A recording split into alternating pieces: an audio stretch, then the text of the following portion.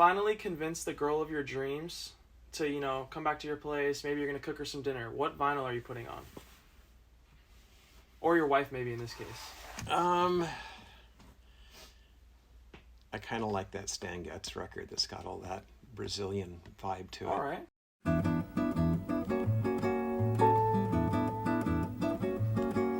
Só danço samba, vai, vai, vai, vai, vai. Só danço samba, vai. Do you want to introduce yourself a little bit? My name's Super Tom. minor. I'm the owner of Moldy Toe Records. I've worked in the music business for about 30 years, 20 years of that with Tower Records, and I opened this store about 9 years ago. I don't know, I had an autographed copy of Radiohead bands that I liked having, that I actually sold to some high school students that they gave to their teacher. That's super cool. Going away present one year. That's sweet. I think music's always been a big part of the youth.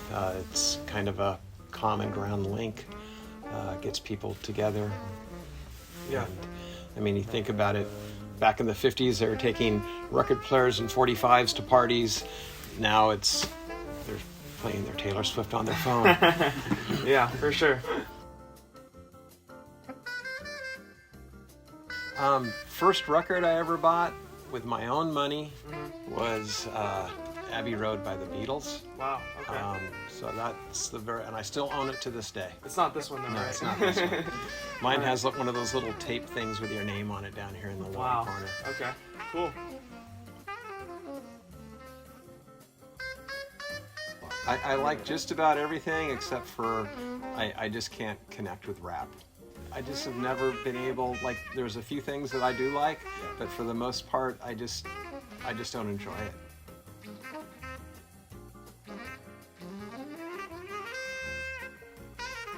It just depends on what they're going for. Like if they're going to be starting with jazz and they go, can you recommend a jazz record? It's going to be Miles Davis kind of blue. If you only own one jazz record, this is the one that you need. So you just have to tailor it to where they're trying to go. You know, if they're just walking in and they've never heard music before, which would be kind of an oddity, you know, I don't know where I would send them yet. You know, maybe a Mozart record. I don't know.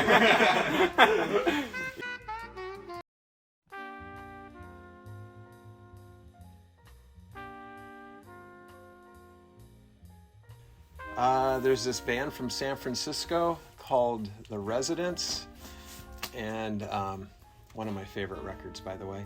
And they have a song called Smelly Tongues, and that was my muse probably for that. All right. So it was on the short list of names, and my wife did not like it very much, and my mom couldn't stand it, so I knew that was the right one, and I went with that.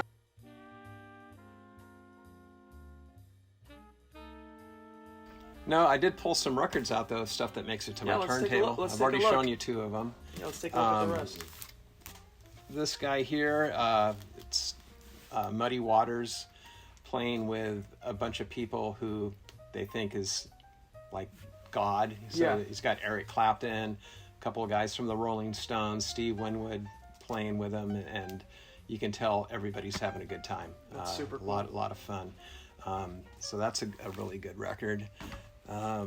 This one here, the OCs, I think they have about 5 or 6 different spellings of their names, so it gets a little confusing, but this record is incredible, except it's highly recommended that you play it at the correct speed on vinyl, which is 45 in this case. All right. My brother took it home and he thought it was a really good record at 33, and then he found that he was playing it too slow and he liked it better when it was at 45.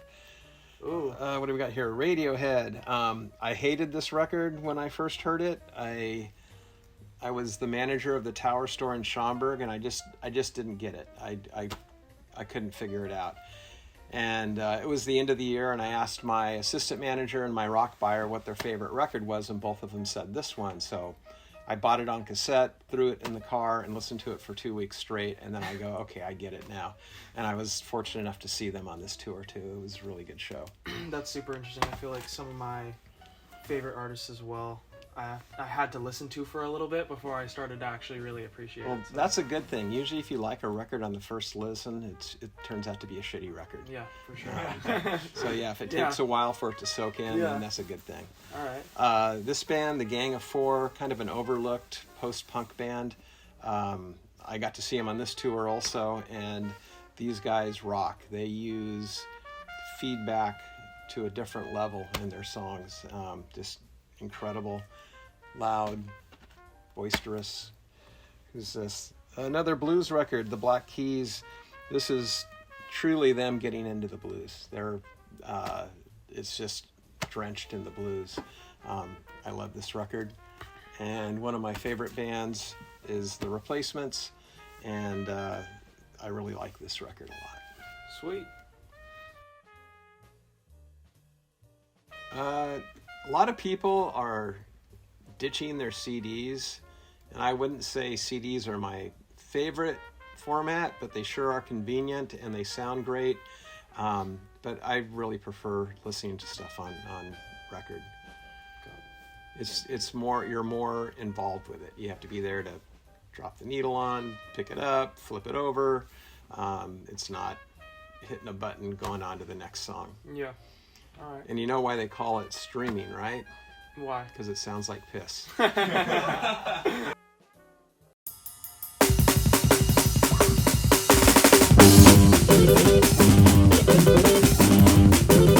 I think it became kind of a trendy thing.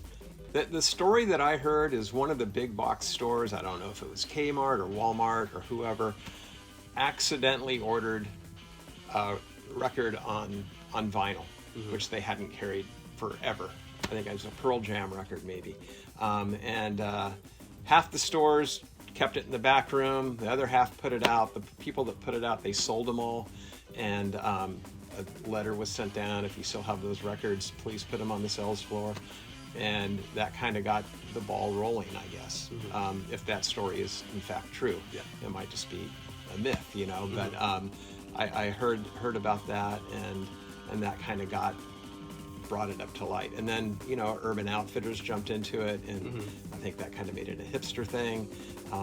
But for what's going on now, I have no explanation for it. Yeah. It's crazy. It takes 9 months to get a record pressed. It's so backed up. Yeah.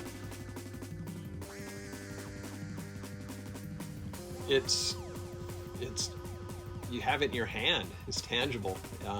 You're gonna hear it if you're listening to it on your phone with those little tiny speakers. You're not really hearing it. It might sound okay, but you're still not really hearing it. So, like I said, CDs is a good format too, and it's a lot less expensive. But either way, to have the stuff in your hands is better than having it in the cloud, which you might not own in 5 years. Right.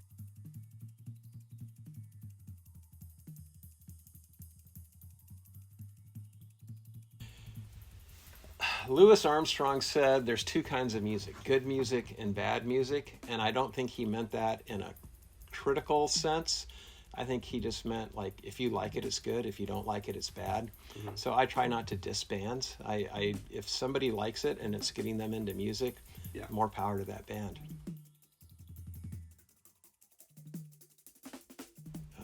Beethoven and Mozart. All right. Are you talking about like Frank Ocean counterfeits, or are you talking about Led Zeppelin recorded from the men's room at the Forum? That. I think I don't like things that the bands don't get paid for, the artists don't get paid for, but I think a live recording, some bands embrace it, like the Grateful Dead, obviously. It's people that buy it are collectors. Yeah. They're going to buy everything that band puts out anyway. For sure. When it's counterfeit stuff, that's bad. 100% bad. It's wrong. The sound quality is not going to be good. And with a live bootleg, you're flipping the coin anyways. Is it going to be good or bad? And you're taking your chance. But when you buy that Frank Ocean record and you think it's going to be legit, and you get home and it sounds flat because it was mastered off of a CD, that's you're just deceiving the public. You're stealing from the artist. Checks all the boxes. It's bad.